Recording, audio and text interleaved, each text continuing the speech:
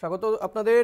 দেখছেন নারদ আপনাদের সঙ্গে রয়েছি আমি ঋষিকেশ। আজ যে বিষয় নিয়ে আমরা আলোচনা করব, ২৪-এর ভোটে রাজ্যে তৃণমূল, বাম এবং কংগ্রেস জোট বার্তা মমতা বন্দ্যোপাধ্যায়ের ৩১শে ডিসেম্বরে আসন সমঝোতার সময় বেঁধে দিয়েছেন। ৩১শে ডিসেম্বরের মধ্যে আসন সমঝোতা করে নেওয়ার জন্য তিনি ইতিমধ্যেই ইন্ডিয়া জোটের বৈঠকে তিনি জানিয়ে এসেছেন। হাইকমান্ডকে নিজেদের মতামতও জানিয়েছে প্রদেশ কংগ্রেস। জোট হলে কংগ্রেসকে বহরমপুর, মালদা দক্ষিণ, রায়গঞ্জ ছাড়তে পারেন মমতা বন্দ্যোপাধ্যায়। আদৌ কি এই শর্তে রাজি হবে কংগ্রেস?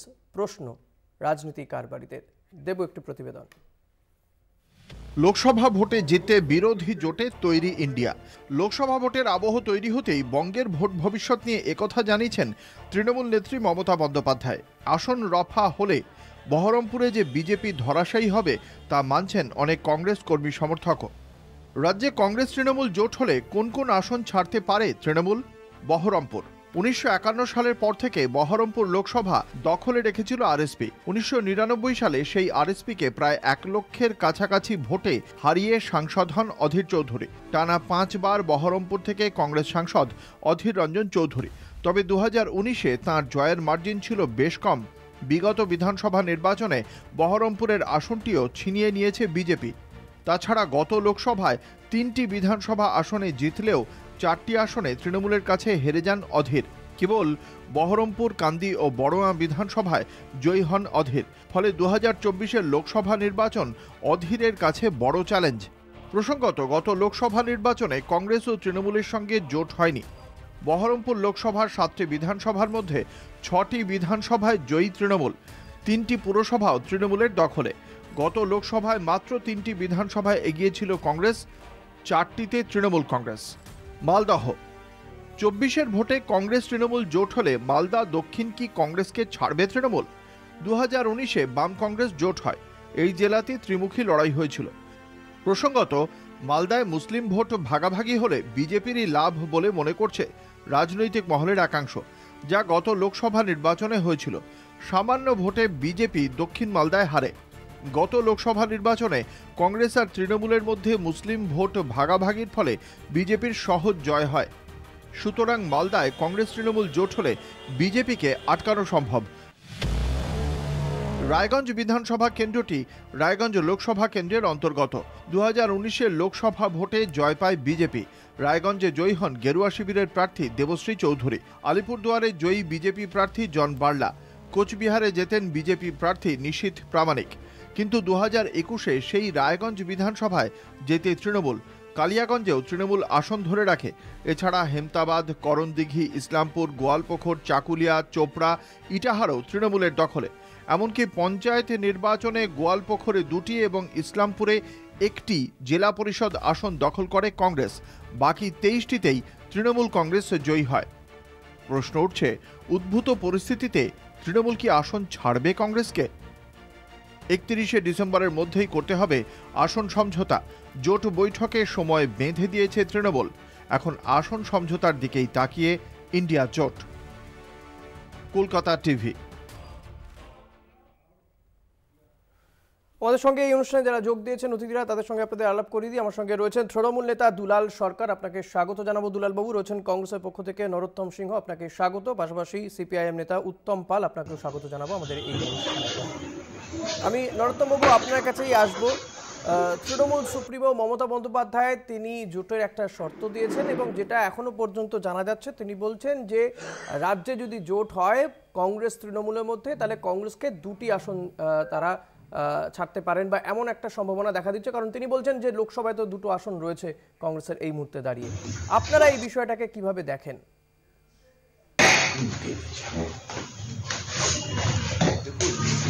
আমাদের যে হাইকমান্ড আছে, কংগ্রেসের আছে, ওনারা সিদ্ধান্ত নেবেন।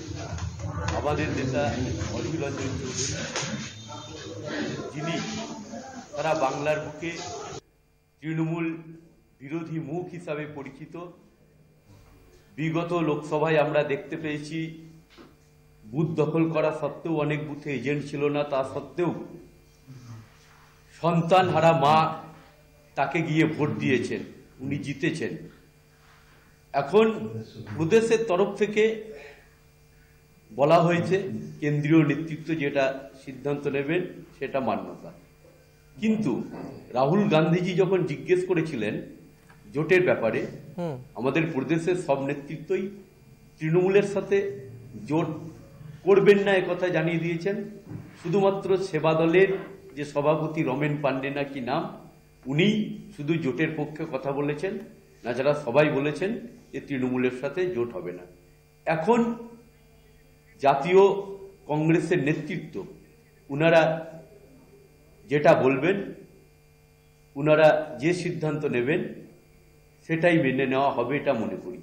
এখন জোট হবে না জট পাকবে সেটা কিন্তু আমি বলতে পারছি না।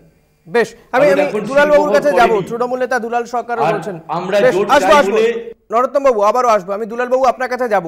যেটা জানতে চাইবো যে কংগ্রেসের পক্ষ থেকে বলা হচ্ছে যে তারা অনেক বেশি স্বাচ্ছন্দ্য সিপিএম এর সঙ্গে জোটে যেতে, রাদার তৃণমূলের সঙ্গে জোটে যেতে তারা খুব একটা স্বাচ্ছন্দ্য নয়, এবং তৃণমূল বিরোধী মুখ কোথাও গিয়ে অধীর চৌধুরী এমনও বক্তব্য রাখছেন তারা। আপনারা কি এর পরে আদৌ কি জোটে যাওয়া সম্ভব হবে? নমস্কার। কংগ্রেসের কাছে আঙুল ফল টকের মতন, কারণ আপনারা জানেন মমতা বন্দ্যোপাধ্যায় পশ্চিমবাংলায় ডানপন্থী এবং বিজেপি বিরোধী বা বামপন্থী বিরোধী একমাত্র মুখ, যার ফটো দিয়ে আমরা ভোট করি, যার ছবি দিয়ে তৃণমূল কংগ্রেস পরম্পরায় লোকসভার পর থেকে কংগ্রেসের মাটিকে পশ্চিমবাংলা থেকে নিশ্চিত করে দিয়েছে। কংগ্রেসের কিছু নেই, একমাত্র অধীরবাবু আছেন পূর্বের নির্বাচিত, তাছাড়া প্রত্যেকটা জেলায় দেখুন কংগ্রেসের কিছু নেই। এখন বলতে হয়, ওনারা বললেন আমাদের যদি মমতা বন্দ্যোপাধ্যায় মনে করেন, আমরা মনে করি যে কোথাও কংগ্রেসকে সাহায্য করবে বা কোথাও একটা দুটো সিট ছাড়বে, তাহলেই কংগ্রেস কোথাও তৃণমূলের দয়াতে ফিরে আসতে পারে। কংগ্রেসের দয়াতে তৃণমূল নেই পশ্চিমবাংলাতে। পশ্চিমবাংলাতে মমতা বন্দ্যোপাধ্যায় এবং গত নির্বাচনে আমরা দেখেছি আমাদের সাংসদ অভিষেক বন্দ্যোপাধ্যায়ের একটা জনজোয়ার। আপনি বলছেন যে তৃণমূলের যদি দয়া হয় তাহলে কংগ্রেসকে আসন ছাড়বে, তাহলে বিজেপিকে হারানোটা বড় ব্যাপার নয়, দয়াটা বিষয়। কি বলবেন নরোত্তম বাবু? তৃণমূল যদি দয়া করে তাহলে আপনারা একটা আধা আসন পেতে পারেন। সর্বভারতীয় ক্ষেত্রে মমতা বন্দ্যোপাধ্যায় একটা জোটকে সম্মান জানাচ্ছে বলেই কোথাও কোথাও সেখানে উনি থাকছেন, কিন্তু পশ্চিমবাংলাতে কংগ্রেসের দয়াতে তৃণমূল চলে না, কারণ কংগ্রেসের নেতৃত্ব নয়, সবাই তো তৃণমূলে চলে এসেছেন। রাজনীতিতে মমতা বন্দ্যোপাধ্যায়ের লড়াই, যে লড়াই বিজেপি সিপিএম এর সাথে লড়াই করতে জানে, যারা প্রথম দিকে কংগ্রেস থেকে। আসবে একটু উত্তম বাবুর কাছে। উত্তম বাবু, একদিকে যখন তৃণমূল নেত্রী তিনি বলছেন যে রাজ্যে যদি জোট হয় তারা কংগ্রেসের সঙ্গে জোটের দিকে হাত বাড়িয়ে দিচ্ছেন, এবং আপনাদের নিয়েও সদর্থক বার্তা রয়েছে, আপনারা এই বিষয়টাকে কিভাবে দেখেন? তাহলে কি রাজ্যে কংগ্রেস, তৃণমূল এবং বামেদের মধ্যে জোট হবে লোকসভা নির্বাচনে বিজেপিকে আটকাতে? শুভ সন্ধ্যা। আমাদের পার্টি সিপিআইএম পার্টি এবং বামফ্রন্ট আমরা পরিষ্কারভাবে বলে দিয়েছি যে আসন্ন লোকসভা নির্বাচনে বিজেপি এবং তৃণমূলকে হারাতে বামফ্রন্ট, বামপন্থী দল এবং আরো। বাবু, এটা তো দেশের সরকার করার নির্বাচন, এখানে তো তৃণমূল কি আপনাদের কাছে বড় শত্রু না বিজেপি বড় শত্রু? এটা তো দেশের সরকার করার নির্বাচন। উত্তম বাবু, দেশের স্বার্থে একজোট হওয়া যায় না? আমাদের কাছে দুজনই শত্রু। জাতীয় ক্ষেত্রে বিজেপি শত্রু, রাজ্যের ক্ষেত্রে ধ্বংসাত্মক তৃণমূল শত্রু।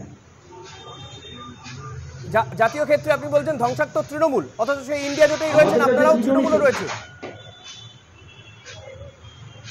আসল বিষয়টা হচ্ছে আমরা আমাদের বড় প্রশ্ন তুলে দিয়েছেন, জাতীয় ক্ষেত্রে ধ্বংসাত্মক তৃণমূল কংগ্রেস। নিঃসন্দেহে তৃণমূলের কাছ থেকে এর উত্তর নেব আমরা, তবে এই মুহূর্তে সময় হয়ে গেছে ছোট্ট একটা বিরতির পরে আবারও ফিরে আসবো এই আলোচনায়। সঙ্গে থাকবেন আপনারা। ফিরে এলাম বিরতির পর, দেখছেন নারদ, আপনাদের সঙ্গে রয়েছি আমি ঋষিকেশ। আমি উত্তমবাবুকে থামিয়ে বিরতিতে গিয়েছিলাম। উত্তমবাবু, যে কথা বলছেন আপনি যে জাতীয় রাজনীতির ক্ষেত্রে তৃণমূলও ধ্বংসাত্মক বিজেপির মতন, তাহলে সেই একটি রাজনৈতিক দলের সঙ্গে আপনারা ইন্ডিয়া জোটে রয়েছেন। আমরা বামপন্থীরা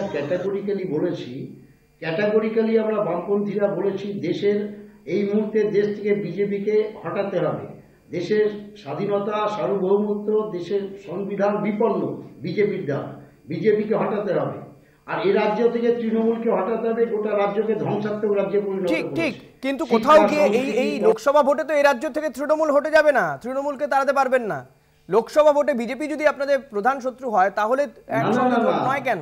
আসলে তৃণমূল এবং বিজেপি, শুনুন আমাকে একটু বলতে দিন। তৃণমূল এবং বিজেপি দুজনের নির্বাচনী প্রতীক আলাদা হলেও তৃণমূলটা পরিচালিত হয় আরএসএস এর সাথে যোগসূত্র রেখে। কি বলবেন দুলাল বাবু, কি বলবেন? বলছে তৃণমূলও পরিচালিত হয় আরএসএস এর থেকে। বেশ শুনবো। উত্তম বাবু, বুঝতে পেরেছি আপনার বক্তব্য। দুলাল বাবু কি বলবেন? পশ্চিমবাংলায় শুনেন, তৃণমূল কংগ্রেস পশ্চিমবাংলায় অস্তিত্বহীন রাজনৈতিক দল। বামফ্রন্টে যেখানে অস্তিত্ব নেই, কোনো এমএলএ থাকে না, কোনো জেলা পরিষদ পাইনি, তাকে নিয়ে আমাদের মাথা ব্যথা না। আমরা সর্বভারতীয় ক্ষেত্রে যদি তাই হয়, মাথা ব্যথা নাই থাকে, তাহলে আপনার দলের নেত্রী কি করে বললেন যে আমরা বামপন্থীদের সঙ্গেও কথা বলতে পারি? সদর্থক কথা বলেছেন তো জোটের ক্ষেত্রে? না, বাবা নেত্রীর এটা বড়প্প না যে একটা রাজনৈতিক দল যদি অন্য কোনো রাজ্য থেকে দু একটা সিট নিয়ে এসে জোটে থাকতে পারে। কারণ পশ্চিমবাংলার মানুষ বামফ্রন্টের অত্যাচারকে মনে রেখে বামফ্রন্টকে নিশ্চিত করে দিয়েছে বা পশ্চিমবাংলা ওনারা ফিরে আসতে পারবেন না। অন্যান্য রাজ্যে যদি দু একটা আসতে পারে, একটা বড় বৃহৎ স্বার্থে আমার নেত্রী কোথাও তাদেরকে সমীহ করে বা তাদের সাথে জোট করতে একটা বলেছে কথা বলার জন্য। বেশ, বুঝতে পেরেছি। নরোত্তম বাবু, এই যখন পরিস্থিতি, যখন তৃণমূল বামেদের বিরুদ্ধে এই ধরনের মন্তব্য করছে, বামেরা তৃণমূলের বিরুদ্ধে এই মন্তব্য করছে, তখন কি মনে হয় আদৌ যে আপনারা এই তিনটি রাজনৈতিক দল এই রাজ্য থেকে বিজেপি বিরোধিতাটা সর্বাত্মকভাবে করতে পারবেন? একের বিরুদ্ধে এক প্রার্থী দেওয়া সম্ভব?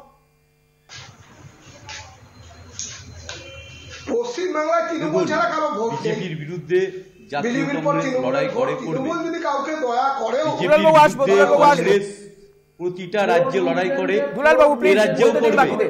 এখন বিষয়টা হলো তৃণমূলের সাথে বামপন্থীদের যে বিরোধ, সেটা আমরা জাতীয় কংগ্রেস থেকে সেই সমস্যার সমাধান করব না। আমাদের বক্তব্য হচ্ছে, আমরা জাতীয় কংগ্রেস, আমাদের কেন্দ্রীয় নেতৃত্ব আছে, আমাদের প্রদেশ কংগ্রেসের কোনো নেতা লাফালাফি বা নাচানাচি করেন। কিন্তু আপনার দলের নেতারাই বলছেন এই রাজ্যে যদি লোকসভা ভোটে তৃণমূলের সঙ্গে জোট না হয় তাহলে অধীর চৌধুরীর আসনটিও পাবেন কিনা সন্দেহ রয়েছে, আশঙ্কা রয়েছে। এটা কে বলছে? আরে অধীর চৌধুরীর বিরুদ্ধে মমতা ব্যানার্জি দাঁড়ালেও হেরে যাবে। অধীর চৌধুরী খোলা আকাশের নিচে কথা বলেছিলেন।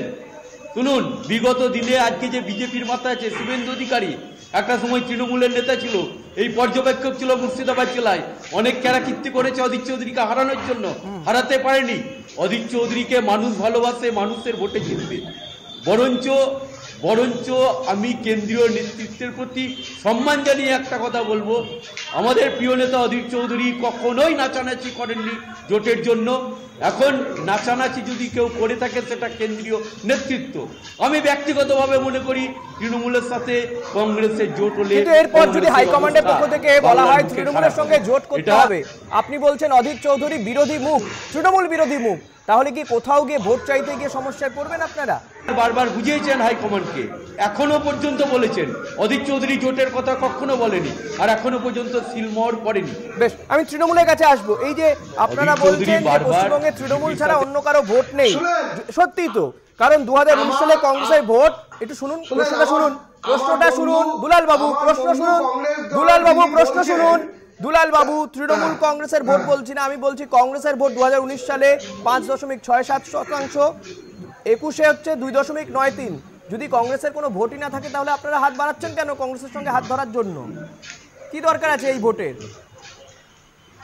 আদৌ এই ভোট আপনাদের দিকে ট্রান্সফার হবে? হলেও কোনো উপকার হবে? কংগ্রেসের সাথে হাত বাড়াচ্ছি না। আমরা সর্বভারতীয় রাজনৈতিক ক্ষেত্রে তৃণমূল কংগ্রেস হলো বিজেপি বিরোধী। সারা ভারতবর্ষ থেকে বিজেপি সরকারের পতন আনতে গেলে কংগ্রেস একটা আবেদন করেছেন, তাকে সমর্থন করে সারা ভারতবর্ষের মানুষকে। দেখি এই অবস্থায় দাঁড়িয়ে আপনাদের পরবর্তী কি পদক্ষেপ হয়, অবস্থান আদৌ কি থাকে? হাইকমান্ডের পক্ষ থেকে নির্দেশ এলে কংগ্রেসের, এবং এই জোটের ছবিটা, এই রাজ্যে ইন্ডিয়া জোটের ছবিটা ঠিক কি হয় সেদিকে আমাদের নজর থাকে। আপাতত আজকের মতো এখানেই শেষ করছি আমাদের এই অনুষ্ঠান। আপনাদের তিনজনকেই অনেক ধন্যবাদ, দুলাল বাবু, নরোত্তম বাবু এবং উত্তম বাবু। ধন্যবাদ আপনাদেরকেও। পরবর্তী খবর জানতে দেখতে থাকুন কলকাতা টিভি, রাত দিন 7 দিন।